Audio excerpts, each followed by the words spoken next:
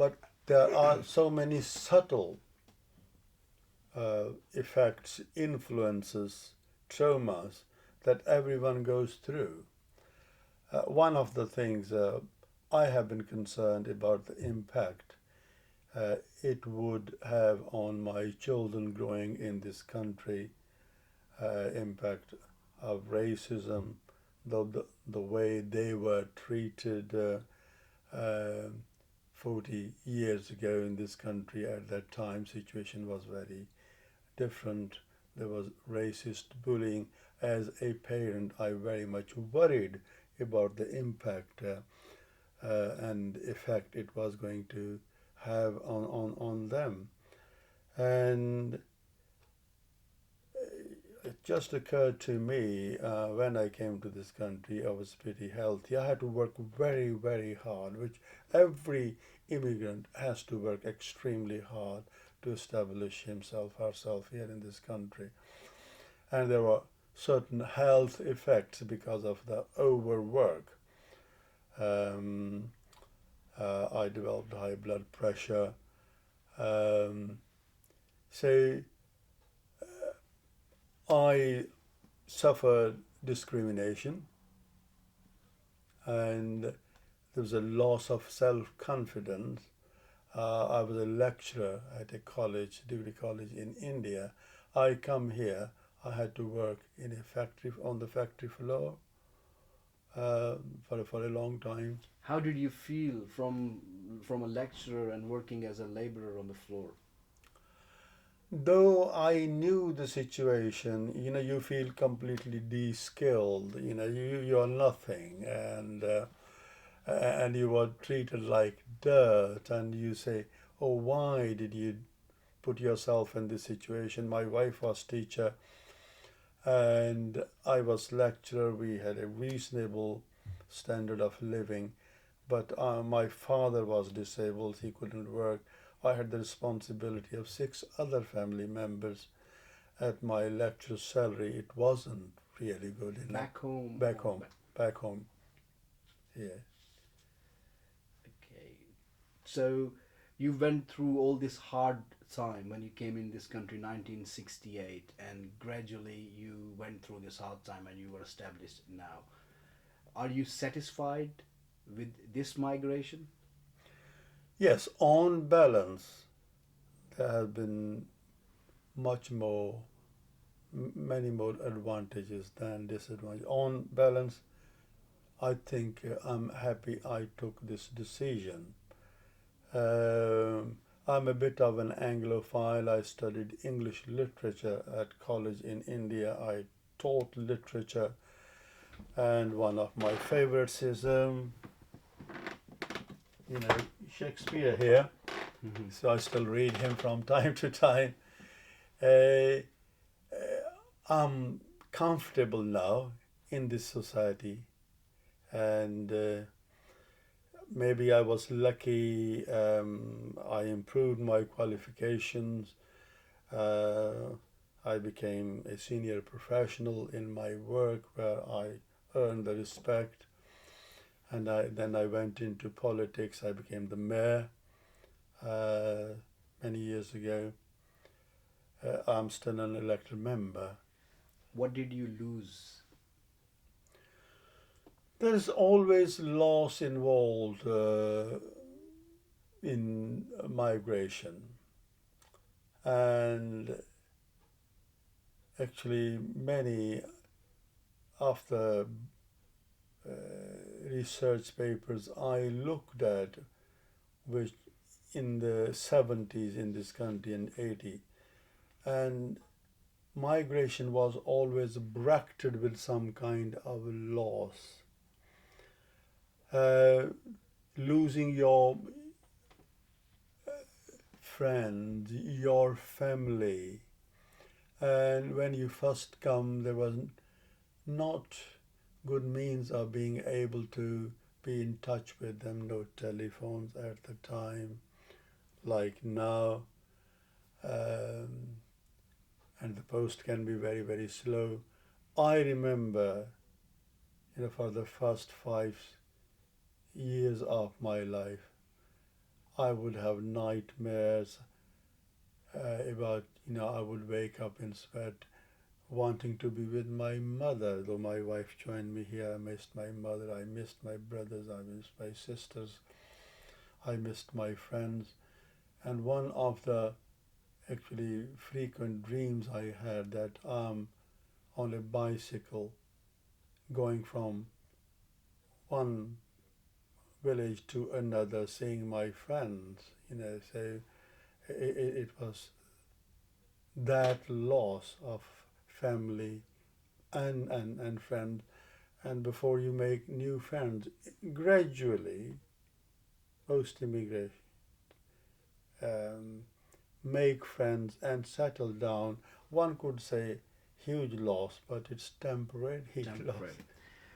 Dr. Sharma, you have witnessed two migrations, 1947 migration and then 1968 when you was an adult and you migrated to this country. Which migration left more effects on you?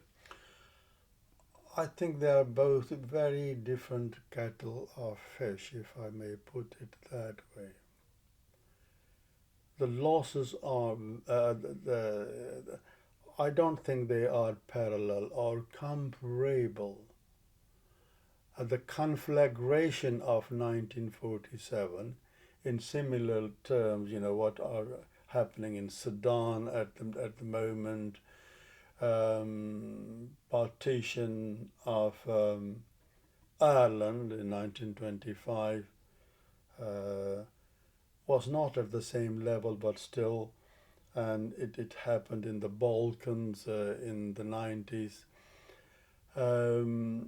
But that's a very, very different, they are not comparable at all. When I came, I do remember when my Thai and their two children, my mother, I and my father made our way in 1946.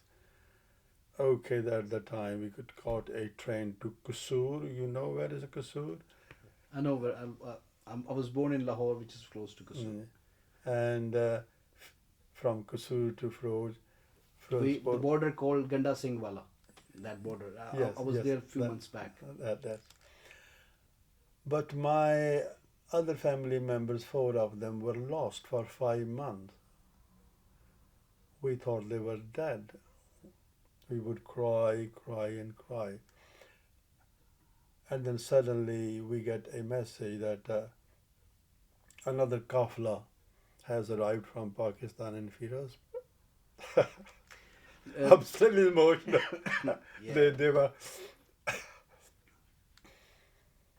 when they came, they were in such a terrible state, very ill.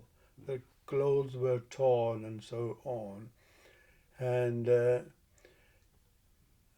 when I look at them, they were very different kind of migrants than I was or any. I don't think there is a comparison here. Yeah, I think you're right. Absolutely, there's no.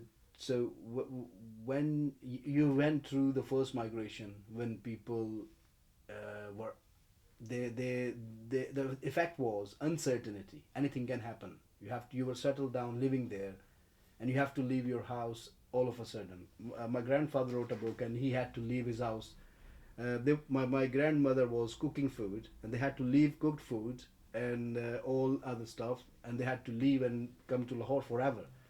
And they thought they will come back, but they never went back to Ludhiana. That's another thing. They never went back to Ludhiana. That's a fantasy, actually. People always have fantasy to regain the loss that they have suffered, and deep down they knew they won't be able to come back. So when you're settled down in this country since 1968, you have been on many big positions, you are a lecturer, and you have done so much work. Do you ever feel same feeling now? That like what happened in 1947, everyone had to leave, and you might have to leave from here at once. Have you ever felt like this? Actually, going back, I remember very soon after I came here, and there was a politician, Enoch Powell, you must have heard about him, who made a speech. He was the rivers of blood, and we don't want they should be sent back, and so on. And I remember one particular evening we were drinking in a pub, 6, 7 of us. We were wondering, we have got houses here now. No one is going to buy them, and we'll have to return. Um, Certainly, we went through that. At the moment, I feel confident that we will not be thrown out of here because it's a different world.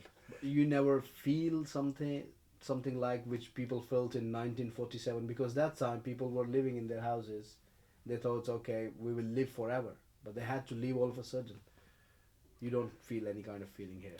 You see, if you look the recent event at Trump, okay, the way he looks at migrants, uh, and the way the world is being divided again along religious lines. Prime Minister Modi of India, I really hate him because he's very, very divisive. And in Poland as well, in Italy, in many, many other countries, it frightens me the new religious divisiveness, people being divided on the basis of religion and other factors. But I'm optimist, an eternal optimist. That another migration will never happen in Europe. Another migration along the lines of 1947 in India will not happen.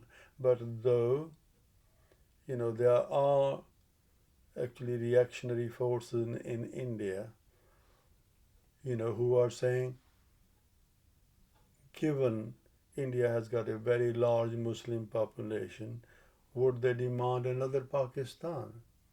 It's irrational, it's weird, it's bizarre. But there are people who are saying this. And they are saying if Congress comes back to power, they will create another Pakistan like Mahatma Gandhi and Jawaharlal Nehru did.